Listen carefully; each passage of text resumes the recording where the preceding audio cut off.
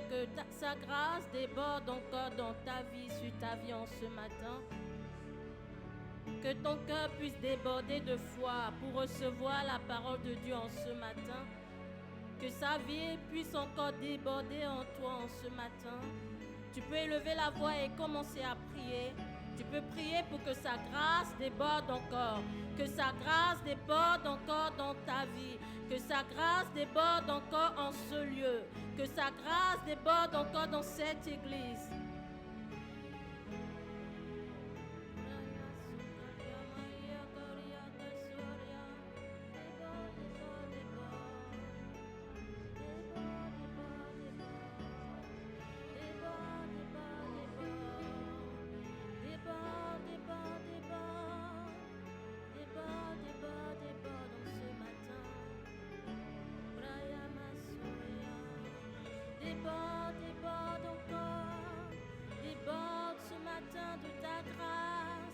Déborde de ta présence, déborde de ta gloire en ce matin. Oh, déborde, déborde, déborde en ce matin. Que ta grâce déborde en ce matin. Que ton onction déborde en ce matin. Déborde, déborde, déborde.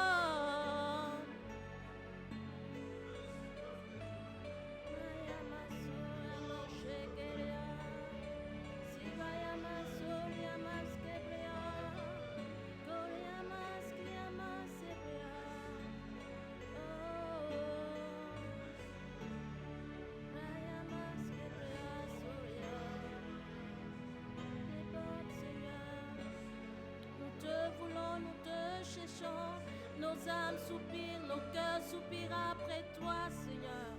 Tu es le désir de nos cœurs en ce matin. Alléluia, tu es le désir de nos cœurs en ce matin. C'est vers toi que nos cœurs se tournent en ce matin. Alléluia. Oui, c'est vers toi que nos cœurs se tournent en ce matin. Et nos cœurs s'attendent pleinement, pleinement, pleinement, pleinement à toi. Seigneur, nos cœurs sont tout à toi. Nos pensées sont toutes à toi. Seigneur, nos êtres entiers sont tout à toi en ce matin. Alléluia. Fais ce que tu veux faire. Fais ce que tu as prévu de faire en ce matin. Alléluia. Nous nous attendons à toi, Seigneur. Merci parce que tu viens encore faire en sorte que nos cœurs puissent déborder de foi, que nos cœurs puissent déborder de soif, que nos cœurs puissent déborder de foi en ce matin. Alléluia. Que nos cœurs puissent déborder de foi pour vivre la multiplication que tu accordes dans nos vies, pour vivre la multiplication que tu accordes dans cette église. Alléluia. Seigneur, merci parce que tu règnes en ce lieu. Tu règnes dans chaque vie, sur chaque vie, dans chaque situation par laquelle mon frère ou ma soeur peuvent passer en ce matin. Tu règnes, Seigneur. Nous déclarons que ton règne est palpable, ton règne est manifeste, ton règne est réel pour chacun en ce matin. Nous ne sommes pas venus rencontrer un homme, mais nous sommes venus rencontrer un Dieu vivant, le Dieu vivant, le seul vrai Dieu, le véritable. Alléluia. Alors que nous sommes venus te rencontrer, Seigneur, nous croyons que nous ne sortirons pas de ce lieu tel que nous sommes venus. Nous sortirons avec plus de toi, avec une portion encore nouvelle, avec une portion supplémentaire, Seigneur, en ce matin. Merci parce que tu règnes en ce lieu. Tu répands ta grâce en abondance. Tu répands ta grâce en abondance en ce lieu. Parce que oui, tu es le Dieu d'abondance. Et ta vie coule en ce lieu. Ta vie coule en ce lieu en abondance. Alléluia. Là où il y avait une quelconque forme de mort, ta vie coule en ce matin. Alléluia. Merci Seigneur parce que tu es là. Merci pour ta présence. Merci pour ta parole que tu as pourvue. Seigneur, nous prions pour nos cœurs. Seigneur, donne-nous des cœurs disposés. Donne-nous des cœurs réceptifs à ta parole. Donne-nous des oreilles pour écouter ce que tu veux nous dire. Aussi bien individuellement qu'à ton Église, qu'en tant qu'Église en ce matin. Merci Seigneur. Merci Seigneur pour ta présence. Merci Seigneur. Alléluia. Merci Seigneur. Nous te rendons gloire, honneur. Tu es digne de nos acclamations ce matin. Tu es digne de notre reconnaissance, Seigneur, en ce matin. Honneur, gloire et louange à Jésus en ce matin. Honneur, gloire et louange à notre Seigneur, notre Dieu, celui qui était, qui est et qui vient, celui dont le règne n'a pas de fin. Alléluia, il règne pour toute l'éternité. Les rois de ce monde ont un règne limité, mais lui, son règne n'est pas limité. Il règne dans son âge, il règne d'éternité, il règne pour l'éternité. Alléluia, il n'est pas limité par le temps et par l'espace. Il est Dieu, il sera toujours Dieu. Alléluia. Oui, Seigneur, tu es digne de nos acclamations. Nos acclamations ce matin sont pour toi. Nos louanges sont pour toi. Notre adoration est pour toi ce matin. Reçois la gloire, l'honneur, la louange. Reçois notre appréciation. Reçois notre admiration, notre considération ce matin. Alléluia. Merci, Seigneur. Merci, Seigneur. Merci, Seigneur. Nous t'aimons et nous aimons ta présence. Alléluia. Gloire à Dieu. Gloire à Dieu. Bonjour à tous. Que la grâce du Seigneur soit avec vous. J'espère que nous allons bien, que nous avons passé une bonne semaine. Merci beaucoup à la chorale. Que le Seigneur vous bénisse abondamment. J'espère que chacun d'entre nous, nous allons bien et que nous avons passé une très bonne semaine.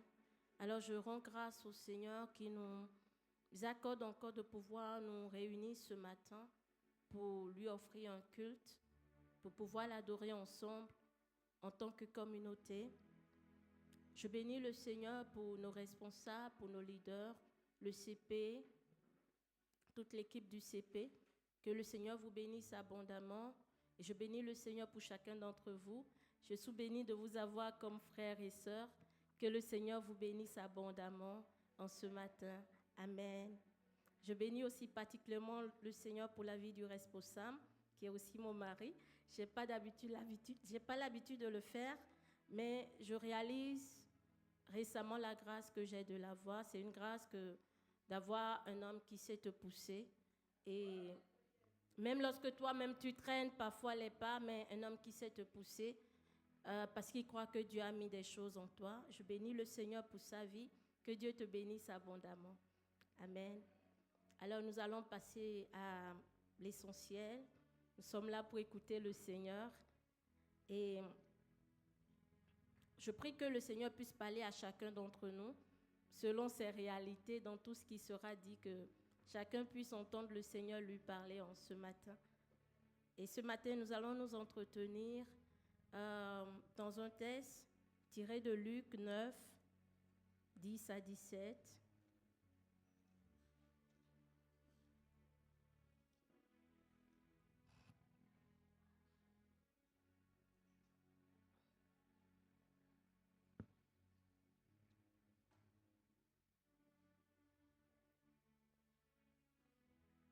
Nous allons nous entretenir sur un thème. Le thème, c'est Dieu, pouvoir, au-delà de tes attentes. Amen. Est-ce que tu peux m'aider à dire à ton voisin, Dieu, pouvoir, au-delà de tes attentes? Nous avons un Dieu qui fait au-delà de ce que nous pouvons penser ou imaginer. Amen.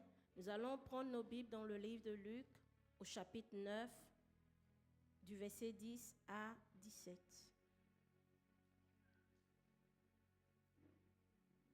Je vais lire dans ma version, Louis II. Les apôtres étant de retour, racontèrent à Jésus tout ce qu'ils avaient fait. Il les prit avec lui et se retira à l'écart du côté d'une ville appelée Bethsaïda.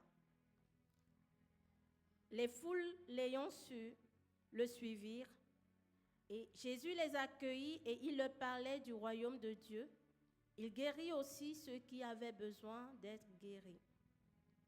Et comme le jour commençait à baisser, les douze s'approchèrent et lui dirent, « Renvoie la foule afin qu'elle aille dans les villages et dans les campagnes des environs pour se loger et pour trouver des vivres, car nous sommes ici dans un lieu désert. » Jésus leur dit, « Donnez-leur vous-même à manger. Mais ils répondirent, nous n'avons que 5 pains et 2 poissons, à moins que nous n'allions nous-mêmes acheter des vivres pour tout ce peuple. Or, il y avait environ 5000 hommes. Et Jésus dit à ses disciples, faites-les asseoir par rangées de 50. Ils firent ainsi, ils les firent tous asseoir. Jésus prit les 5 pains et les 2 poissons, et levant les yeux vers le ciel, il les bénit. Puis il les rompit et les donna aux disciples afin qu'ils distribuent à la foule. Tous mangèrent et furent rassasiés. Et l'on emporta 12 paniers pleins de morceaux qui restaient. Amen. Amen, c'est notre texte de ce jour. Je crois que nous allons rester dans ce texte jusqu'à la fin. Bon, si ça ne change pas. Alors, pour rappeler un peu le contexte de ce texte, c'était Jésus venait d'envoyer les disciples en mission.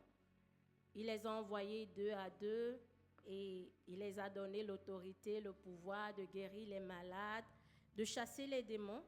Et donc, les disciples venaient de la mission, si on peut le dire comme ça. Ils étaient allés annoncer la bonne nouvelle.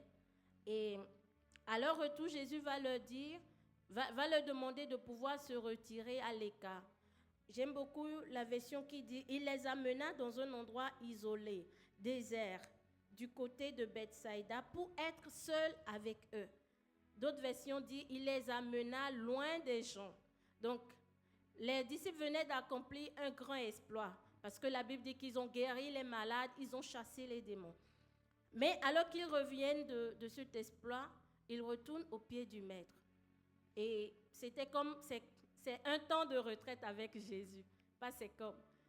Et ça nous apprend en fait qu'après avoir fait un exploit avec le Seigneur, nous devons toujours retourner à ses pieds. Ce que Jésus voulait enseigner aux disciples, là, c'était que voilà, après c'est vrai, vous avez guéri les malades, vous avez chassé les démons, mais j'ai encore des choses à vous enseigner. Et pour cela, il faut que vous reveniez en intimité avec moi. Alors, le Seigneur amène les disciples pour se retirer dans un endroit très loin, dans un endroit isolé. La Bible dit que c'est un endroit désert, à côté d'une ville qui s'appelle Bethsaïda. Bethsaïda signifie la maison du pêcheur, ou encore la maison de l'approvisionnement. Donc, notons ça, gardons cela, la maison de l'approvisionnement. Alors qu'ils étaient là, c'était déjà pour un temps de retraite, peut-être aussi pour se reposer un peu, parce qu'ils viennent, d'accomplir un exploit et tout, et aussi pour passer du temps avec le Seigneur. Mais on va voir que leur retraite a très vite été interrompue par la foule. La Bible dit que la foule a apprit que Jésus était là, dans ce lieu désert. Et je ne sais pas à quel point le lieu était désert, mais tellement la foule voulait voir Jésus, que la foule a quitté loin pour venir. La Bible dit que c'est un endroit éloigné. Que la foule est venue à l'endroit où Jésus était. J'aime la soif de cette foule-là qui est capable d'aller loin pour écouter le Seigneur, pour voir le Seigneur. Peut-être que d'autres étaient vraiment venus seulement pour les miracles, mais le Seigneur, d'autres aussi étaient là pour entendre le Seigneur Jésus. L'attitude de Jésus m'a beaucoup marqué, c'est que Jésus n'a pas repoussé la foule lorsque la foule est venue. La Bible nous dit que Jésus accueille la foule et se met à enseigner et à guérir les malades. Et parfois, pour ceux qui sont dans le service, parfois il peut arriver qu'on a envie de se retirer un peu, de se reposer un peu, mais il peut y avoir des sollicitations qui se présentent à nous. Et si nous discernons que ces sollicitations viennent du Seigneur, notre rôle, ce que le Seigneur attend de nous, c'est de pouvoir nous disposer comme Jésus pour pouvoir faire l'œuvre de Dieu. Jésus était venu pour annoncer la parole de Dieu, pour guérir les malades. Et donc, à chaque fois qu'il en avait l'occasion, il le faisait. À part quelques fois où la Bible nous dit que la foule était venue, mais que Jésus s'est retiré pour prier. Donc, il y a quelques fois où la Bible dit, donc je dis toujours, le discernement, pour voir est-ce que cette sollicitation vient vraiment de Dieu. Donc, parce que toutes les sollicitations ne viennent pas toujours de Dieu. Mais Jésus n'a pas repoussé la foule, au contraire, Jésus accueille la foule, il commence à enseigner, il commence à guérir les malades. La Bible ne mentionne pas exactement l'heure à laquelle la foule était venue, mais la Bible nous dit qu'arrivé un moment, il commençait à se faire tard. Et là, les disciples vont demander à Jésus. La foule même ne manifeste pas le désir de partir, parce qu'ils étaient tellement assoiffés d'écouter, ils étaient tellement là pour écouter le Seigneur, ils ne manifestent pas le désir de partir. Mais c'est les disciples qui vont dire au maître, renvoie-les parce qu'il n'y a pas à manger ici, nous sommes dans un lieu désert. Renvoie-les comme ça, ils pourront trouver un endroit pour se loger et pour manger. Et le Seigneur Jésus va dire, donnez-les vous-même à manger. Alors que le Seigneur Jésus dit aux disciples, donnez-les vous-même à manger, j'imagine, je me mets à la place de ces disciples, ils pourront se dire, avec quoi est-ce qu'on va les donner à manger? On n'a rien ici. On est tous ici dans le même bateau. On va les donner à manger avec quoi? Et les disciples disent à Jésus, en fait, nous n'avons que 5 pains et 2 poissons. Mais les disciples ayant marché avec Jésus déjà depuis un certain temps, ils pouvaient déjà réaliser que Jésus était capable de tout. Mais ils étaient là focalisés sur ce qu'ils n'avaient pas. Ils se disaient, voilà, on n'a pas à manger pour eux, c'est mieux qu'ils partent. Mais Jésus va dire, c'est à vous de les donner à manger. C'est à vous de les donner à manger. Et lorsque Jésus dit cela, Jésus savait bien évidemment que les disciples n'avaient pas de quoi nourrir ce peuple. Mais c'est parce que lui, il a la provision, parce qu'il est le pourvoyeur. Il savait qu'il voulait utiliser ses disciples pour pouvoir donner à manger à cette foule. Il voulait utiliser ses disciples pour pouvoir en fait à ce besoin du moment. On voit que Jésus n'est pas insensible à nos besoins physiques. C'est vrai, Jésus a nourri la foule avec la parole de Dieu, il a guéri les malades et tout. Mais le ventre aussi a faim. Jésus ne nous nourrit pas seulement spirituellement, il pense aussi à nos besoins physiques. Amen. Il ne regarde pas seulement à nos besoins spirituels. Il est un Dieu qui voit tout. Il pourvoit à nos besoins spirituels, émotionnels, physiques, matériels. Il pourvoit à tous nos besoins. Il pourvoit à tous nos besoins. Et dans le passage, on voit que, alors que Jésus, les disciples, ils vont quand même obéir. Jésus va les dire, faites asseoir le peuple. Faites-les asseoir par groupe de 50. Et alors qu'ils s'asseyent, le Seigneur Jésus va prendre les 5 pains et les 2 poissons qu'ils ont. Luc ne mentionne pas la provenance de ces 5 pains et 2 poissons, mais d'autres, par exemple, Jean dit que c'est un petit garçon qui l'a apporté. Mais Jésus va prendre ces 5 pains et 2 poissons et il va rendre grâce au Seigneur, il va donner aux disciples pour que les disciples puissent partager au peuple. Ce n'est pas les disciples qui ont pourvu, c'est Jésus qui a pourvu, mais les disciples ont été des canaux par lesquels ça a été distribué. On voit qu'il y a eu un reste, tout le monde avait mangé, il y avait un reste et il y a eu encore un reste pour des emporter si vous voulez. Et on peut voir que notre Seigneur est un Dieu qui pourvoit au-delà du besoin. Il pourvoit au-delà du besoin. Amen. Alors lorsque je lisais ce passage, il y a beaucoup de choses qui m'ont marqué et nous allons voir ensemble quelques clés dans ce passage pour pouvoir expérimenter cette provision de Dieu. Dieu qui pourvoit au-delà des attentes. Peut-être qu'on a expérimenté Dieu dans le passé, les disciples, ils ont expérimenté Dieu dans l'onction, ils ont expérimenté Dieu dans sa puissance, ils ont guéri les malades, mais alors qu'ils sont retournés au pied du Maître dans l'intimité avec lui, le Seigneur avait encore d'autres révélations de lui à les montrer. Et parce qu'ils sont restés avec le Seigneur dans l'intimité, ils vont expérimenter une nouvelle révélation de Dieu comme le Dieu qui pourvoit, comme le Dieu qui multiplie, comme le Dieu qui donne au-delà du besoin. Et donc, c'est juste un encouragement. Nous venons peut-être de passer 40 jours de jeûne, mais c'est le moment encore de continuer à rester dans l'intimité avec le Seigneur.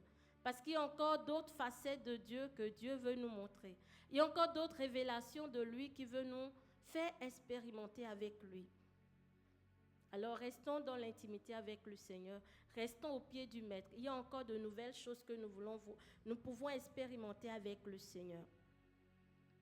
Alors, pour revenir au message du jour, nous avons vu que lorsqu'ils étaient là, ils ont regardé à ce qu'ils avaient. Ils ont regardé à ce qu'ils n'avaient pas. Et j'ai noté comme le premier point, en fait, pour pouvoir expérimenter la provision divine, c'est ne pas regarder à ce qu'on n'a pas. Parfois, on peut se dire, OK, oui, peut-être que tu n'as pas encore le loyer de ce mois, mais tu as ce que tu vas manger aujourd'hui. Donc, c'est déjà une action de grâce. Ne regarde pas à ce que tu n'as pas, regarde à ce que Dieu t'a déjà donné. Qu'est-ce que Dieu t'a donné? Et j'aimerais poser la question à chacun d'entre nous, qu'est-ce que Dieu t'a donné? Les disciples avaient 5 pains et 2 poissons. Et toi aujourd'hui, qu'est-ce que tu as? Qu'est-ce que le Seigneur t'a donné? Qu'est-ce que tu as entre tes mains? Très souvent, la provision de Dieu vient avec ce qu'on a entre nos mains. Très souvent, il y a des exceptions. Très souvent, lorsque Dieu veut faire quelque chose, il passe d'abord par ce que nous avons. Et on voit que notre Dieu est un Dieu qui peut faire de grandes choses avec même de petites ressources. Des ressources qui peuvent sembler insuffisantes aux yeux de l'homme. Dieu peut les utiliser pour faire de grandes choses. Si seulement nous sommes prêts à mettre ces ressources en sa disposition, si nous sommes prêts à mettre ces ressources entre ses mains, il est capable de pouvoir l'utiliser pour faire de grandes choses. Quelles sont les ressources que nous avons individuellement en tant que paroisse ou en tant que paroisse? Quelles sont les ressources que nous avons? Oui, peut-être que tu as besoin de 10 000 dirhams pour commencer ce projet, mais pour le moment, tu as 1000 dirhams. Tu as déjà 1000 dirhams. Dis merci à Dieu pour les 1000 dirhams. Et voir, regarde, qu'est-ce que tu peux faire déjà avec ces 1000 dirhams? Quelles sont les ressources que nous avons en tant que paroisse? Peut-être il y a des choses que nous n'avons pas encore, mais quelles sont les ressources que nous avons déjà maintenant? Qu'est-ce que tu as entre tes mains? Peut-être tu veux commencer une entreprise, tu veux commencer à travailler et tu n'as pas encore le travail, mais qu'est-ce que tu as? Quelles sont les compétences que tu as? Qu'est-ce que tu as entre tes mains? Le Seigneur utilise ces choses pour pouvoir nous bénir. Ces choses qu'il nous a déjà données, ces choses qui sont comme des ressources que nous avons déjà. Pardon. Donc le premier point, c'est de ne pas regarder à ce qu'on n'a pas, ne pas se focaliser sur ce qu'on n'a pas encore, mais regarder à Dieu et à ce qu'il nous a déjà donné. Amen. Alors, le deuxième point que j'ai noté ici, c'est de pouvoir rendre grâce au Seigneur. On voit que Jésus a pris les 5 pains et les 2 poissons, il a rendu grâce. L'action de grâce apporte la multiplication. L'action de grâce apporte la multiplication. Il y a des personnes qui se plaignent constamment. Et parfois, quand on regarde même pourquoi ils se plaignent, tu te dis que parfois même, sa vie est quand même un peu mieux que moi. Mais la personne se plaint tellement constamment. Lorsque nous passons notre temps à nous plaindre, ça vole notre joie. Ça vole notre joie. Mais lorsque nous sommes reconnaissants, ça augmente même notre joie. Ça nous met dans un état de joie. Je vais raconter un truc. Il y a eu un temps de ma vie où j'étais vraiment beaucoup dans les plaintes. Je murmurais, je me plaignais. Je n'ai pas encore ci, je n'ai pas encore ça. Je venais de finir mes études et je cherchais un travail. Et je vous assure, j'ai déposé tellement les dossiers ici à Kénétra. Il y a eu des entreprises où j'ai même déposé 3 fois. Et j'étais là, j'habitais encore à Mimosa. Et je me plaignais. Les gens avec qui je suis venue au Maroc sont déjà partis. Moi, je suis là, c'est compliqué. Et arrivé un moment, je réalisais que j'avais commencé à perdre ma joie. Que je commençais à devenir triste et je ne réalisais même pas pourquoi je commençais à devenir triste. J'étais tout le temps triste et tout. Et le Seigneur a attiré mon attention sur cela. Apprends à rendre grâce à Dieu pour ce que tu as. Tu n'as pas peut-être encore le travail, mais tu as une maison où tu peux dormir. Tu as un toit sous lequel tu peux dormir. Tu n'as pas peut-être, je ne sais pas, le mariage que tu veux. Le frère n'est pas encore là, la sœur n'est pas encore là. Mais le Seigneur est en train de te préparer. Remercie le Seigneur pour ce temps de préparation. Amen. Tu n'as pas encore cette chose à laquelle tu aspires. Mais sois déjà content avec ce que Dieu t'a donné aujourd'hui. Et rends grâce à Dieu.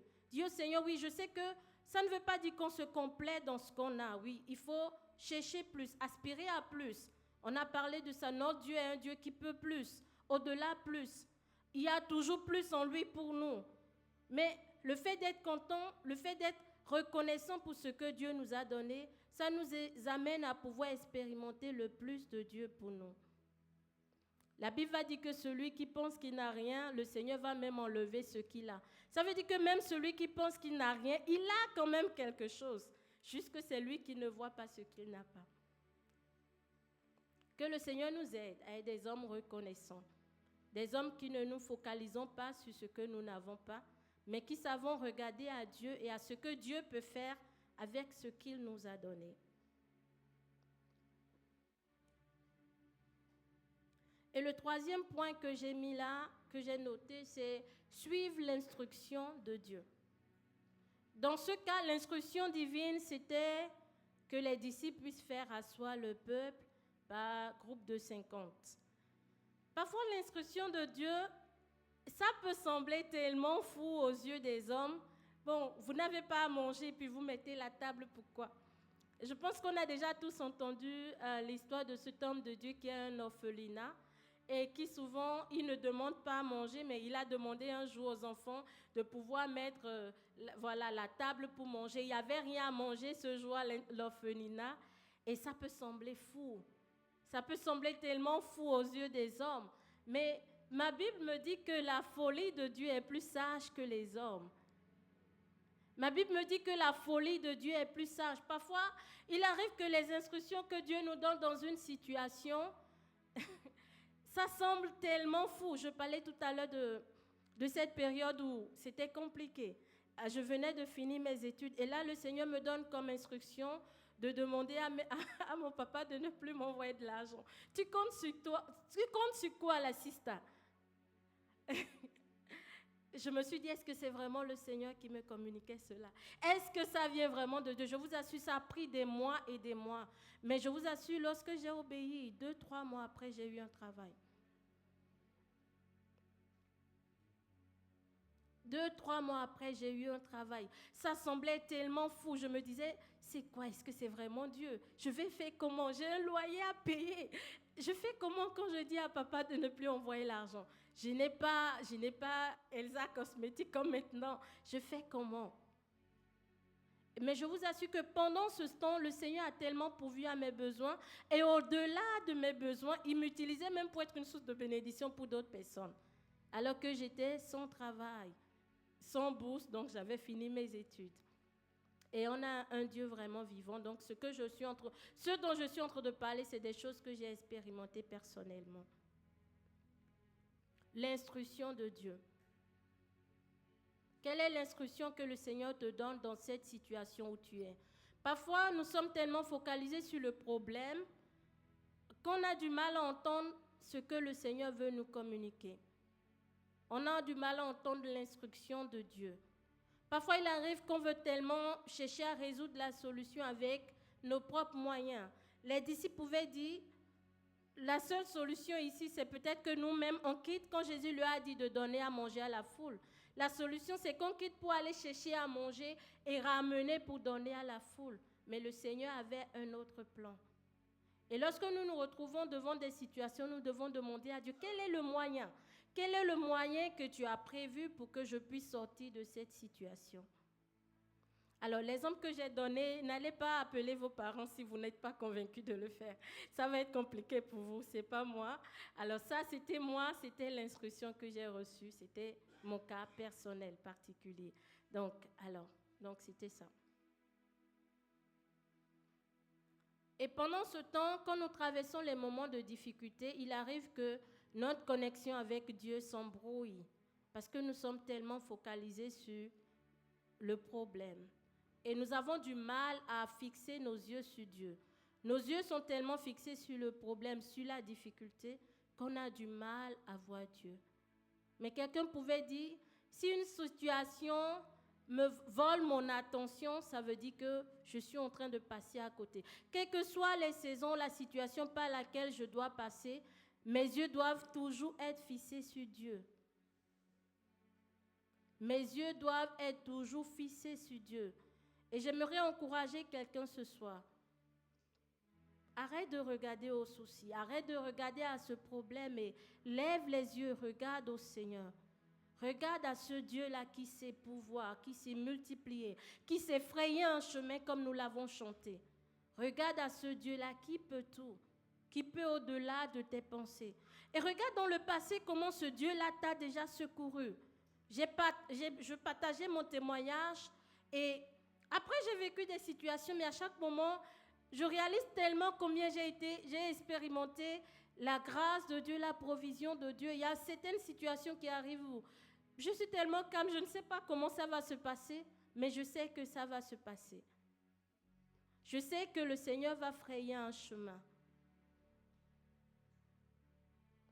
Le Seigneur nous appelle à la foi.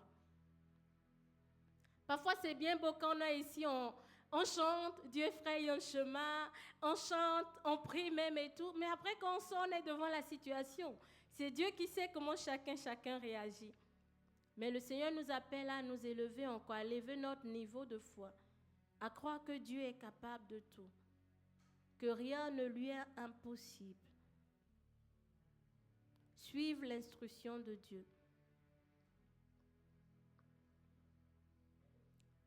Avec Responsable, on a eu à suivre des instructions qui paraissaient tellement fous aux yeux des hommes. Mais là, ce qui est bien avec Dieu, c'est que quand on suit les instructions de Dieu, on voit le résultat. Parfois, le résultat n'est pas immédiat. Parfois, ça vient avec le temps, mais quand on suit l'instruction de Dieu, on voit le résultat. Le résultat promis par Dieu. Pas le résultat auquel nous nous attendons, mais le résultat promis par Dieu. Et on voit alors qu'ils ont suivi les instructions de Dieu. Ils ont fait confiance au Seigneur. On voit qu'il y a eu la multiplication. Et tout le monde a mangé. Tout le monde a pu trouver à manger. Et j'ai dit, il y avait un reste, peut-être que si c'est à notre époque, d'autres allaient faire emporter pour amener à la maison. D'autres personnes qui n'étaient pas aussi là auront peut-être goûté au miracle de Jésus. Les disciples n'étaient pas le pourvoyeur, mais c'est Jésus le pourvoyeur. Mais il est passé par les disciples. Quand il a multiplié les pains, il a remis aux disciples pour que ces disciples puissent distribuer. Peut-être que la foule voyait les disciples, mais la provision ne venait pas des disciples. La provision venait de Dieu.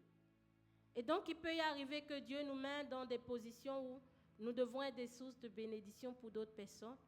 Nous ne devons pas oublier que la provision vient toujours d'en haut et que nous ne sommes pas Dieu. Peut-être Dieu peut nous utiliser pour pourvoir aux besoins des autres, mais la provision vient toujours de Dieu.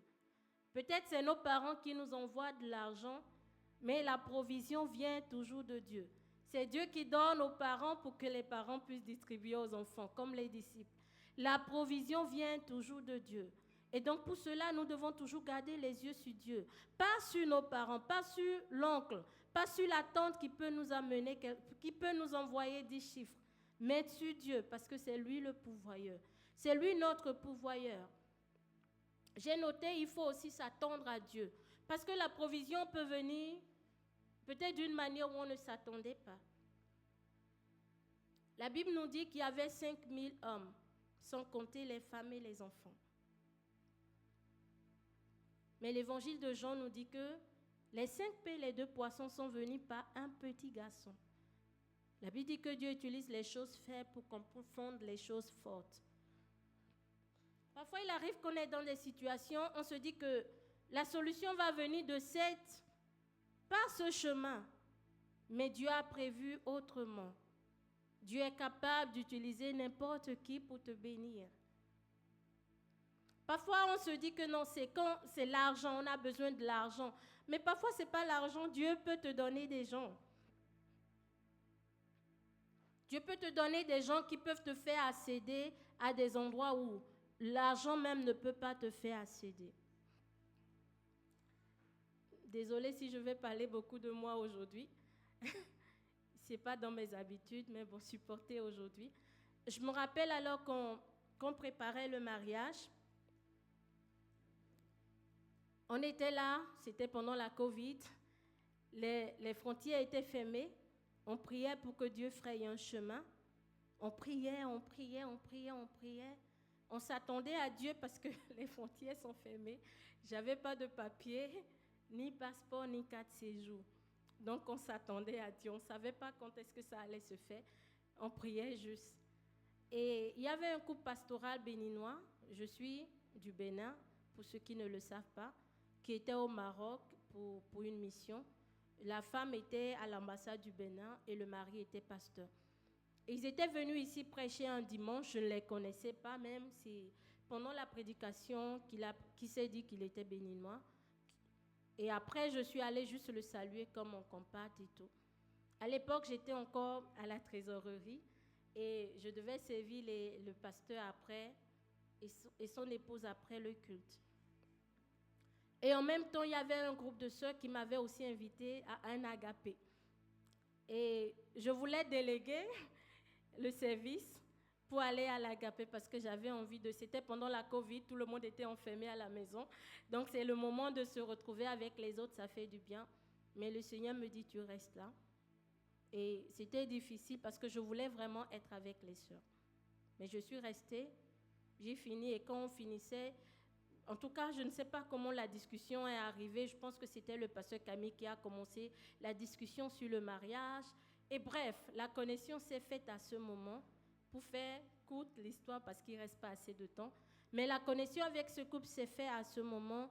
Et je vous assure que pendant la dot, les frontières étaient toujours fermées. Mais ce couple avait pu rentrer au pays. C'est un couple diplomatique, je ne sais pas comment. Mais ils ont pu rentrer au pays. Et je vous assure que c'est ce couple qui a représenté la famille de mon mari auprès de mes parents pendant la dot. La provision est venue dans le service aussi. Donc parfois dans le service, la provision vient là. La provision vient là où Dieu te met. Si ce jour-là, j'étais partie avec les sœurs, je serais passée à côté de la provision de Dieu. Et Dieu utilise les gens comme provision. Il nous faut être sensibles à Dieu et voir qui Dieu veut utiliser pour être une provision pour nous, qui Dieu veut utiliser pour être une solution, les moyens que Dieu a prévus. Parce que nos moyens ne sont pas ses moyens. Et nos voies ne sont pas ses voies. Il fait les choses au-delà de ce que nous pouvons penser ou imaginer. Et nous, on se disait, il faut que les frontières s'ouvrent, que la famille du Ghana se déplace. Mais Dieu a su frayer un chemin malgré les frontières fermées. Et notre Dieu est vraiment celui qui fraye les chemins. Nous allons nous arrêter là. On va juste prier. Je ne sais pas dans quelle situation tu passes en ce moment, mais la bonne nouvelle de ce matin, c'est que Dieu pourvoit au-delà de tes attentes. Il donne une double portion. Il donne au-delà de ce à quoi tu t'attendais. Qu'est-ce que tu as entre tes mains? Tu peux déjà commencer à identifier cette chose et rends grâce à Dieu. Rends grâce à Dieu pour ce que tu as entre tes mains. Rends grâce à Dieu pour les grâces qu'il t'a données, pour les dons, les talents qu'il t'a donnés. Rends grâce à Dieu pour le travail qu'il t'a donné. Peut-être que ce n'est pas encore le travail que tu veux, mais rends grâce à Dieu parce que tu peux quand même te lever le matin et aller quelque part. Rends grâce à Dieu parce qu'il y a des gens qui sont à la maison, ils n'ont pas de travail, ils ne peuvent pas se lever pour aller quelque part, mais Dieu t'a fait la grâce d'avoir ce travail. Ce n'est pas encore ce que tu veux, mais commence à rendre grâce à Dieu. Rends grâce à Dieu pour les ressources que tu as maintenant. Peut-être tu attends plus, mais commence à dire merci Seigneur. Rends grâce à Dieu pour ton mari, pour ta femme. Rends grâce à Dieu. Peut-être qu'il y a des choses que tu veux voir chez lui, celui que tu n'as pas encore vu, mais tu peux déjà rendre grâce à Dieu pour les qualités que Dieu a mis en lui. Rends grâce à Dieu pour les frères et sœurs que Dieu t'a donnés.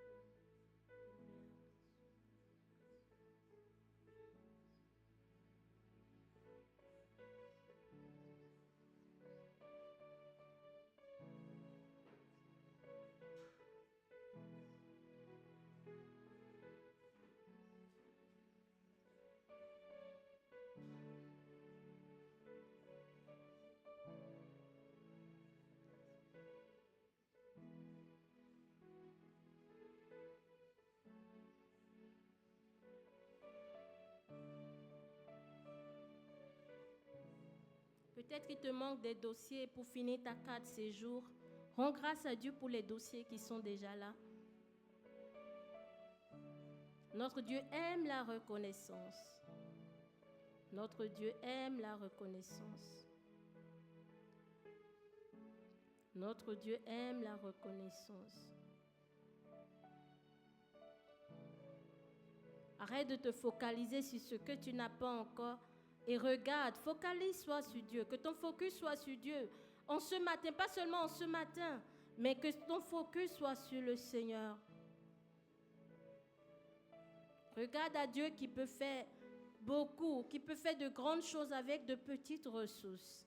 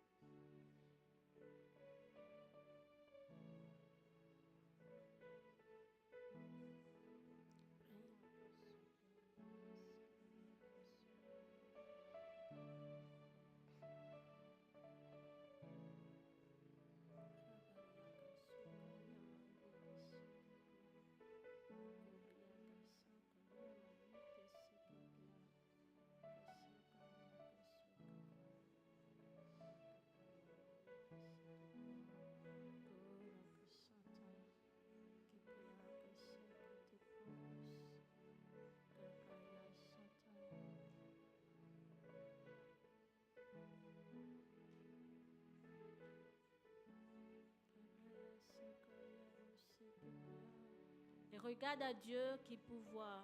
Regarde à Dieu qui fraye un chemin là où il n'y a pas de chemin. Regarde à Dieu qui est capable de rendre possible ce qui est impossible. Ce que les hommes ont dit c'est impossible. Il est capable de le faire. Il est le Dieu de toute possibilité. Il est le Dieu de toute possibilité. Regarde à Dieu, lève tes yeux et regarde au Seigneur. Et regarde la victoire qu'il t'accorde dans cette situation. La Bible nous dit qu'il nous fait toujours participer à la victoire de Christ. Et en lui, nous sommes victorieux. Quelle que soit cette situation à laquelle tu fais face, regarde comment le Seigneur t'accorde la victoire. Arrête de t'inquiéter et attends-toi à lui. Parce que c'est dans le calme et la confiance que sera ta force.